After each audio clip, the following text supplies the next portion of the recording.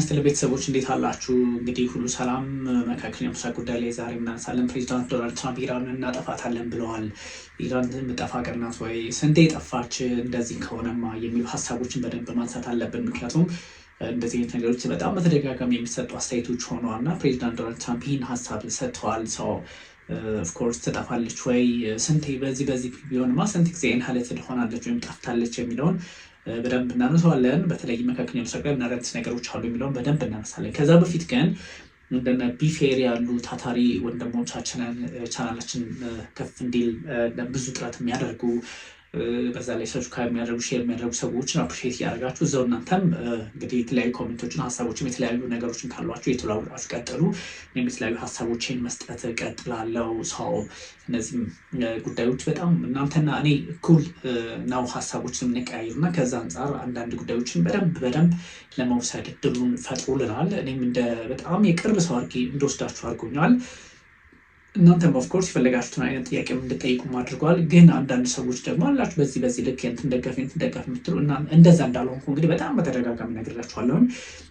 ግን እንዳላችሁ ደግሞ መብታችሁም ስለሆነ እንደዛ ማለት ይቻላል። ኦፍኮርስ ዩ ሃቭ ኤ ራይት ቱ ሴይ ዳት በት እንደዛ እናንተ በምታስቡት ልክ እንዳልሆንኩ ደግሞ ማረጋገጥ እፈልጋለሁ። የተባለውን ነው የምነግራችሁ። እኔ አንዳንዴ ትንታኔ ወይም ፐርስፔክቲቭ ሊሆን የሚችለው ነገር ሊፈጠር የሚችለውን ነገር ለመናገር እንኳን በተወሰነ መጠን እሳቀቃለሁ። ምክንያቱም የኔ ሀሳብ ሲሆን ቢያዝድ ነው ምናምን ትሉ ስለምችሉ በሚል ማለት ነው። ግን አንዳንድ ጉዳዮች ውስጥ መለከታችሁ ደግሞ ኦቬስ እና ጀኒን የሆኑ ነገሮችን መመልከት ስለምንችል የተፈጠረውን ነው የምነግራችሁ ለማለት ነው።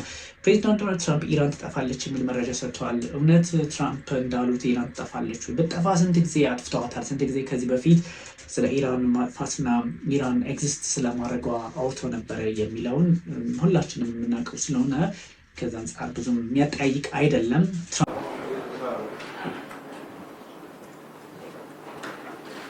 بدون شک جمهوری اسلامی برای برخورد قاطع با هر رفتاری که خلاف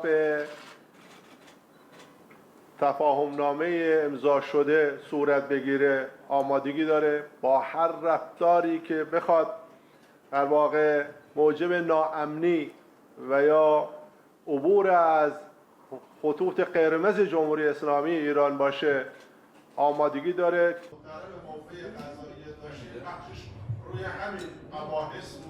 دیشب دیدید در ادامه نقض آتشبس آمریکایی ها جمهوری اسلامی ایران نیروهای مسلح و شجاع ما قاطعانه پاسخ دادن و من بعد نیز همینطور خواهد بود. هر رفتار آمریکایی‌ها پاسخ پشیمان کننده توسط نیروها. Warns Iran will no longer exist as Tehran strikes US bases in Bahrain and Kuwait now. በባህሬንና በኩዌት እንግዲህ ጥቃት ማድረሷን ተከትሎ ኢራን ከዚህ በኋላ ኤግዚስት አታረግም፣ ኢራን ያልቅላታል፣ ኢራን ኢንሃሌትድ ትደረጋለች ወይም ደግሞ ሙሉ በሙሉ ትወድማለች፣ ከዚህ በኋላ አትኖርም፣ ኖ ሎንገር ኤግዚስት ብለው በትሩ ሶሻል ሚዲያቸው ላይ ጽፈዋል። ይሄ ማለት ትራምፕ አሉ ነው።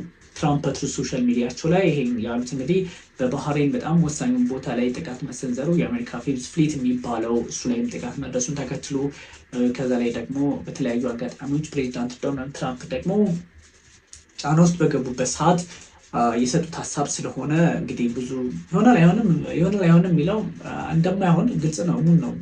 ኢራን ተደራዳሪ ሀገር እንጂ በቀላሉ የምጠፋ ሀገር እንዳልሆነች እንግዲህ ባለፉት ቀናት ጦርነቶች፣ ባለፉት ጊዜያት ውጥረቶች ተመልክተናል እና እሱ እንደማይሆን እሙን ነው። ግን ፕሬዚዳንት ዶናልድ ትራምፕ እሱን አሉ። እሱን ማለታቸው አይደለም የሚከፋው። ካን ሂ ዱ ዳት? ያን ማድረግ ይችላሉ ወይ ፕሬዚዳንት ዶናልድ ትራምፕ? እንደዛ ማድረግ ይችላሉ ወይ? እንደዛ አይነት ማድረግ ይችላሉ ኦፍኮርስ። ምክንያቱም በዓለም አቀፍ ሕግ የተከለከሉ የጦር መሳሪያዎችን በዓለም ላይ ደግሞ ችግር ይፈጥራሉ ተብለው የሚታሰቡ ወይም የመንግስታቱ ድርጅት የከለከላቸውን የጦር መሳሪያዎችን ጭምር ጥቅም ላይ መዋል እነሱንም ሊሆን ይችላል። ግን ኦብቪየስሊ ያን የማድረግ እድል ይፈጥራሉ ወይ? ብዙ ሰዎች የሚያነሱት ነገር ነው። ሰው ከዛ አንጻር ይሆናል አይሆንም የሚለው እንዳለ ብዙ ሰዎች ጥያቄ ያነሱታል። ይሆናል አይሆንም አይደለም። እንደዛ ቢሆን መጥፋት የሚችል ቢሆን ከዚህ በፊት ማድረግ ይችሉ ነበረ። ፎር ዘ ላስት 3 months የነበረውን ጦርነት ከኤፕሪል ጀምሮ የምታውቁት ስለሆነ ከየካቲት 28 ጀምሮ በፈረንጆች አቆጣጠር በእኛ የካቲት 1920 አካባቢ ላይ በነበረው እንደምታስታውሱት ስለሆነ ይሆናል ላይ ኦብቪየስሊ አይሆንም።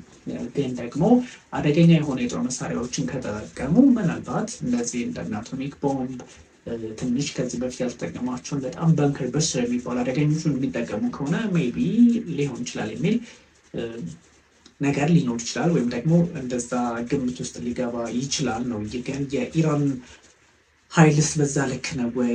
ኢራን ጠፍታ ዝም የምትል ሀገር ናት ወይ? ኢራን ቢያንስ እዛ አካባቢ ያሉ ሀገራትን እንደ እስራኤልን እንደ በዋነኝነት እስራኤልን በጣም አደገኛ በሆነ ሁኔታ የማውደም እድሉም አቅሙም እንዳላት አሳይታናለች። እሱ ሊታረግ ትችላለች። ከዛ ውጭ ደግሞ በባህረ ሰላጤው ሀገራት ያሉትን የገልፍ ሀገራትን ኩዌትን፣ ባህሬንን፣ ካታርን፣ ሳውዲን ያገኘችውን ሁሉ አውድማ ልጠፋ የምችል ሀገርም ናት። እንደው ትጠፋለችም ብለው ትራምፕ ባስቀመጡት ልክ የሚሆን ከሆነ ነው። ግን አይሆንም። አንደኛ ድርድሩ ነው የሚቀጥለው። ምንም ጥያቄና መልስ የሌለው ድርድሩ በተወሰነ መጠን የሚሄድ ነው። ግን ፕሬዚዳንት ዶናልድ ትራምፕ ይህን ማለታቸው ኦብቪየስሊ ብዙ ጥያቄዎችን በራሳቸው ፓርቲዎች ጭምር ሪፐብሊካኖቹ ጭምር ሊያስነሳባቸው ይችላል። በጣም ቱ ደ ማክሲመም ግን እንደዚህ አይነት እርምጃዎች የሚወሰዱ ከሆነ ምናልባት ትንሽ የፖለቲካውን መንገድ አቅጣጫ የሚሰጥባቸው ለራሳቸው ለፕሬዚዳንት ዶናልድ ትራምፕ እንደሆነ ለመገመት አያዳግትም ነው። ባጭሩ ብዙ ነገሮችን ብዙ አጋጣሚዎችን ልንመለከት እንችላለን። በፖለቲካው መንገድም ጥርት ያሉ ነገሮችን አለማየትም ሊፈጠር ይችላል። ግን እዚህም እዛም ያሉ ነገሮችን በዛ ልክ ማየት ያስፈልጋል። ፕሬዚዳንት ዶናልድ ትራምፕ ግን በሶሻል ሚዲያቸው ላይ የደረሰባቸውን ጥቃት ተከትሎ ያን ለማስቀመጥ ሞክረዋል። ያን ሲያስቀምጡ ምን ተፈጠረ፣ ምንድነው የሆነው፣ በምን አኳኋን የሚሉትን እንደዚሁ ማየትም ያስፈልጋል። አፍተርኦል ግን ትራምፕ ይህም ብለዋል። ትራምፕ በጣም አደገኛ በሆነ ሁኔታ ከዚህ ቀደም ሲናገሩ ነበረ። ኢራን መጠፋ ሀገር ነች፣ እናጠፋታለን ሲሉ ነበረ። በጣም በተደጋጋሚ ነው ያልኳችሁ። ከዚህ በፊት እንደምታስታውሱት ወደ ድንጋይ ዘመን ትቀየራለች ብሎ ነበረ። ግን አሁንም ደግሞ በተመሳሳይ አይነት አቋም ነው የመጡት። ይሆናል ወይ በዛ ልክ የሚደረግ ነው ወይ የሚለውን ምናየው ቢሆን אני מודה לנשיא טראמפ ולמזכיר המדינה רוביו על המעורבות שלהם והתרומה שלהם להשגת ההבנות הללו. אני מודה לממשלת לבנון ולעם בלבנון, הם גילו אומץ רב. אני מודה לשגריר ישראל בארצות הברית, יחיאל לייטר והצוות שלנו. הם ייצגו נאמנה את ישראל בשיחות. אנחנו שוברים כאן את ציר הטרור האיראני, אבל אנחנו גם שוברים את הציר המדיני האיראני. הצלחנו להגיע למסגרת ההבנות הללו מסיבה פשוטה, כי הקינו קשות את חיזבאללה, וחיזבאללה שציפה לסיוע של איראן לא קיבל את הסיוע הזה, כי הקינו קשות את איראן. עכשיו עוד לא סיימנו, יש לנו עוד עבודה לעשות, בעיקר מול הבעיה העולמית של רחפני הנפץ, וגם בזה אנחנו נהיה הראשונים בעולם שנביא לפתרון. אבל מה שברור זה דבר אחד, יש פה הישג היסטורי. בהסכם הזה מחזק את ישראל ולבנון, והוא מחליש את איראן וחיזבאללה. ובעזרת השם, זה סימן לבאות. אנחנו צריכים לעשות כל ניסיון לפתור את הבעיות בתוכנו, בהבנה ובהסכמה רחבה. ነገሮች ላይ እንደዛ አይነት ጣጣዎች ሊፈጠሩ እንደሚችሉ ማየት ብንችልም ግን እንደዛ እንደማይሆን ነው። ግን አሉ የሚለውን እንደው ለመናገርና ለማስተጋባት ወይም ደግሞ ያንተን ለማስቀመጥ ኢራን አብዮታዊ ዘብ ኃይል እንግዲህ IRGC አሜሪካን ብላይንድ ስትራይክ ጭፍን የሆነ ጥቃት አድርሳብናለች ወይም ደግሞ ብላይንድ ስትራይክ ፈጽማብናለች በሚል በሆርሙዝ ሰርጥ ላይ ያለውን እንግዲህ ሪዞልቭ የሆነ የማይናወጥ ወይም ደግሞ ኮንትሮል አድርጎ የሚቀጥልበትን እድል አስፍቶ ሊቀጥል እንደሚችል እንጂ ሰዎች እንደሚሉት በቀላሉ ዲቫፕ እናደርጋለን ብላችሁ እንዳታስቡ፣ እሱ የሚሆን አይደለም በሚል ሀሳቡን ሰጥቷል። IRGC እንደውም ለሚቀጥሉት 30 ቀናት ያለማንም ከልካይ የሆርሙዝ ሰርጥን ሰሜናዊ ክፍሉን ተቆጣጥረን ከሆርሙዝ ላይ በኩል ስለሆኑ የሚገኙት ኢራኖች ማለት ነው ማንም ሳይነካን ያለማንም ከልካይ ተቆጣጥረን እንቀጥላለን የሚል ሀሳብ ነው የሰጡት። እሱ ሲደረግ እንግዲህ በጣም ሌላ ጣጣ ይመጣል። በእርግጥ እነዚህ ሀገራት ከተኩስ አቁሙ ላይ ተኩስ አቁሙ የሚቀጥልም አይመስለኝም። ይቀጥላል፣ ግን መደራደር ፍላጎቶች በሁለቱም በኩል አለ። በዋነኝነት እንደዚህ አይነት ነገሮች አሉ። ግን አንዱ ሌላው ላይ ደግሞ በጣም አደገኛ የሆነ የፖለቲካ ስራ ውስጥ ገብተዋል። ስለዚህ በአራት ወራቱ ጦርነት ላይ ምንም አይነት ለውጥ ባላየንበት መካከለኛው ምስራቅ አሁን ደግሞ ተጨማሪ ችግሮች የመፍጠር አዝማሚያ ሊኖር ይችላል ወይም ደግሞ ከዛ አንጻር ሲንክ ያደርጋሉ ተብሎ ይታሰባል። ግን ፖለቲካሊም ሆነ በአንዳንድ ሁኔታዎች አሁን ዓለም ካለችበት ውጥረት አንጻር ላይሆኑ የሚችልበት እድል እንመለከታለን። ኢራን እንግዲህ እንደዚሁም የኢራን የባህር ኃይሏና ኤርስፔስ የሚባለው የአየር ላይ ወይም ከስፔስ ጋር ግንኙነት ያለው ወይም ደግሞ አየር ላይ ጥቃትን በመሰንዘር የሚታወቀው ኃይሏ አሁንም ወደኋላ እንደማይል የተለያዩ ችግሮችን የሚፈጥር ኃይል ካለ መምታት እንደምንችል በግልጽ በተደጋጋሚ ስትናገር ነበርና ከዛ አንጻርም ጉዳዩ የሚታይ ነው። مورد برخورد قرار میگیره. استفاده حداکثری از نخبگان نیازی به بررسی نداره. صحنه گویاست، محل گویاست. مگر میشه یک مدرسه رو بمباران کنی بعد بگی سندی به دست نیومده؟ خب چه سندی باید به دست بیاد؟ تجهیزات شما، مهماتی که شما اونجا مصرف کردید، محل، اصلا این که دیگه یک طنز عجیب و غریبی است. من که معتقدم دیگه دنیا به حرفای رئیس جمهور آمریکا مدت هاست که دیگه هیچ اعتنایی نمیکنه چون اعتباری نداره و این موضوع هم چه آمریکایی‌ها بپذیرن چه نپذیرن یک جنایتی فجیع رقم زدن و باید در واقع پاسخگو باشن.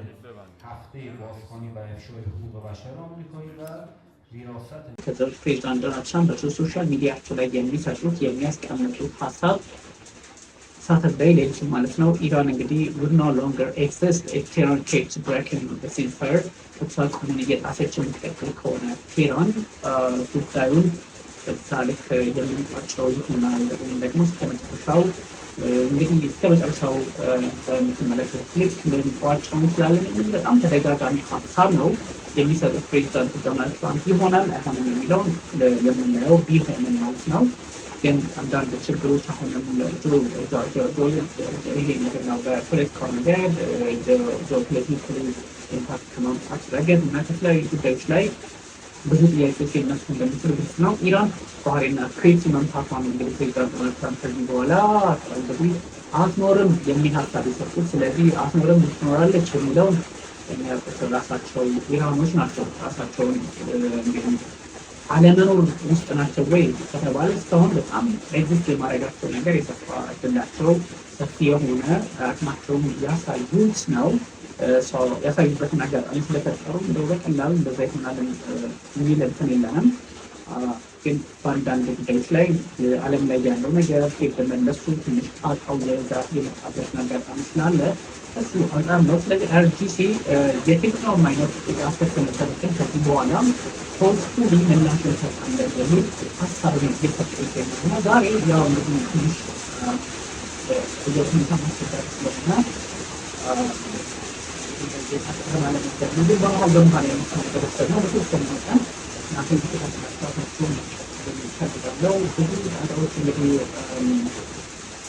መካከለኛ ምስራቅ እንዳሉ መታወቅ ነው። ያለው የሴኪሪቲ ፍሬምወርኩ ይሳካል ወይስ አይሳካም የሚሉ ጥያቄዎችን በዚህ የተመለሰ ናቸው እና ትንሽ አስቸጋሪ ነው። והם בוודאי מחכים שאנחנו נפתח במלחמת אחים, ואני אומר כמו שאמר מנחם בגין, מלחמת אחים לא עוד, לא תהיה פה. וכדי לעשות את זה, אני מתכוון להקים ממשלה לאומית רחבה. לא ממשלה צרה, ממשלת שמאל, שתהיה תלויה במפלגות ערביות, אלא ממשלה לאומית רחבה. כי רק כך אני חושב שאנחנו יכולים להגיע להסכמות בתוכנו. מה זה אומר? זה אומר קודם כל די לחרמות. ואני לא מחרים אף אחד. אני אומר, כולם יוכלו להצטרף, פשוט צריך להסכים לעקרונות היסוד שלנו, שישראל היא מדינת הלאום של העם היהודי, שאנחנו מכבדים את זכויות הפרט, שיש לנו כלכלה חופשית וגם טכנולוגית, שיש לנו יכולת להגן על עצמנו, ואני רוצה עצמאות לא רק אנרגטית שהבאנו, ולא רק כלכלית, אני רוצה גם עצמאות ביטחונית בתעשיות הנשק שלנו, פשוט להוריד את התלות בגורמים אחרים, ואני רוצה גם הסכמה בנושא הגיוס ונושא המשפט, גם שם לנסות להגיע להסכמות רחבות, לשנות את הכיוון. ואני חושב שהדבר הזה הוא אפשרי, ואני מתכוון לעשות אותו. אתה לא מקדם אותו כשאתה גורם לכך שישיבות ההסדר החרדיות שולחות אליי מסר ואומרים, ראש הממשלה, כשאתם שולחים אנשים לתוך הישיבות ומוציאים לומדי תורה ולוקחים אותם לכלא, אף אחד לא מתגייס. אנחנו קיבלנו פשוט הענות עצומה מהציבור החרדי, הם רוצים צעירים חרדים, הם רוצים להתגייס, אבל כששולחים מעצרים לתוך לימוד תורה, זה דבר שהוא גורם לכך שנקבל את התוצאה ההפוכה. עכשיו אני רוצה להבהיר, מבחינתי, כל מי שלא לומד תורה, ששם צריך לעשות את ההסדר המיוחד שנעשה, שגם שם יהיו סנקציות, אבל כל מי שלא לומד תורה, אז אפשר להפעיל עליו את כל המשקל של החוק, כולל לעצור אותו. זה ברור. פה הייתי עושה הפסקה מסוימת כדי להגיע לאותן הסכמות רחבות, זה מה שאני מחפש. ואני אומר שוב, זאת תהיה המדיניות שלי, להקים ממשלה לאומית רחבה, ולנסות להגיע להבנות רחבות בכל הנושאים, כי יש לנו עוד הרבה מה לעשות, כי אחרי שהסרנו את האיום הקיומי האיראני, הממשלה הלאומית רחבה יכולה לעשות שלום בתוכנו, לטפל בשאריות הציר האיראני, ולקטוף את פירות הניצחון שלנו בהסכמים מדיניים כמו זה שאנחנו עושים עם לבנון, ויש עוד כמה בדרך. זה פשוט מאפשר לנו לעשות את מה שהבטחתי לעשות ביום השני של המלחמה, לשנות את פני המזרח התיכון. ממשלת לבנון, יש לה עוד דרך לעשות, יש לה כברת דרך לעשות, זה לא דבר של מה בכך, אבל הם עשו משהו. עצם החתימה על ההסכם הזה, זה צעד אמיץ מאוד, כי בפעם הראשונה, אחרי עשרות שנים, הם בעצם אומרים לחיזבאללה, והם אומרים לאיראן, צאו מכאן. אנחנו רוצים שלום בישראל, בין אם זה מוצא חן ביניכם או לא, אנחנו רוצים להגיע לשלום עם מדינת ישראל, ואני רוצה להגיד לך ששמענו את התמיכה שהדבר הזה קיבל, גם בציבור הנוצרי בלבנון, גם בציבור הדרוזי, גם בציבור המוסלמי, אפילו בתוך השיעים. וזה שינוי יסודי, והשינוי הזה בא משום שאנחנו שינינו את מאזן הכוחות. כמובן שאנחנו נבחן את זה באופן מעשי, את היכולת של ממשלת לבנון וספציפית את צבא לבנון, שצריך לעשות בתוכו שינויים. יש בו גם בתוך הצבא הזה ג'יהאדיסטים. ממשלת לבנון מכירה את זה, היא יודעת שהיא צריכה לטפל גם בזה. אנחנו כמובן נבחן את זה. אבל אתה שואל לגבי היכולת שלנו, אנחנו נגיב על כל התקפה נגדנו, נגד חיילינו, נגד אזרחינו ונגד יישובינו. אני חושב שהיום כולם מבינים כמה אנחנו רציניים בעניין הזה. ונעשה את זה מתוך אזור הביטחון הקיים. אנחנו אמרנו מלכתחילה, אנחנו לא היינו צד להסכם בין ארצות הברית ואיראן, אבל זה לא אומר שאין לנו אינטרסים. יש לנו אינטרסים, אנחנו גם נביע אותם. אגב, גם הנושא המרכזי, שהוא הנושא הגרעיני, אני מתכוון לשלוח משלחת לוושינגטון, שתבהיר מהם האינטרסים הישראלים. אבל אני בוודאי עומד על האינטרסים הישראלים כאן בגבולנו, והבהרתי מלכתחילה, אנחנו לא נצא מאזור הביטחון. אני חושב שכל אחד מבין את זה. ואני חושב שגם בארצות הברית מבינים את זה היטב, ועובדה היא שמזכיר המדינה, מרקו רוביו, שאיתו קיימתי כמה וכמה שיחות, הוא בעצם נתן את תמיכתה של ארצות הברית לתפיסה הזאת של אזור ביטחון שמונע מאיראן ומחיזבאללה לתקוף אותנו. አንድ ቀናት የሚያስቆጥረው ጦርነት አሸናፊውን ያለየ ነው።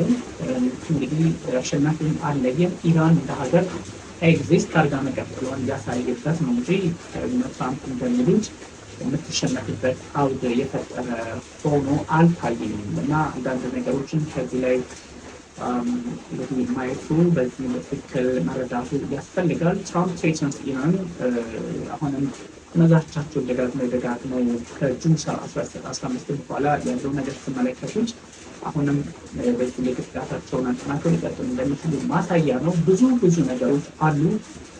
የነ ፕሬዚዳንት ዶናልድ ትራምፕ አቋምም የሚለካበት ዓለምም ፖለቲካሊ ትዝብት ውስጥ የምትገባበት እንደሆነ ገሃድ የወጣ ነው። አንዳንድ መፍትሄዎችን ማየትም ያስፈልጋል። በጣም ሪስፖንሲቢሊቲ ያለው አክቲቭ እዛ አካባቢ ካልተፈጠረ አሁንም ትንሽ ፈታኝ ሊሆን እንደሚችል ግልጽ ነው። ብዙ ሰዎች ከሊባኖስ ጉዳይ ጋር በተገናኘ ጥያቄ ያነሳሉ እና እንግዲህ ትራምፕ የሆነ ኤግዚስት አታደርግም ወይ ያሉበትን እንደማታደርግ ከዚህ ቀደም ከ1979 ከኢራን አብዮት በኋላ ያለው ነገር ስንመለከት ባለ ላይ ነገር አላየንም የሚባል ነው።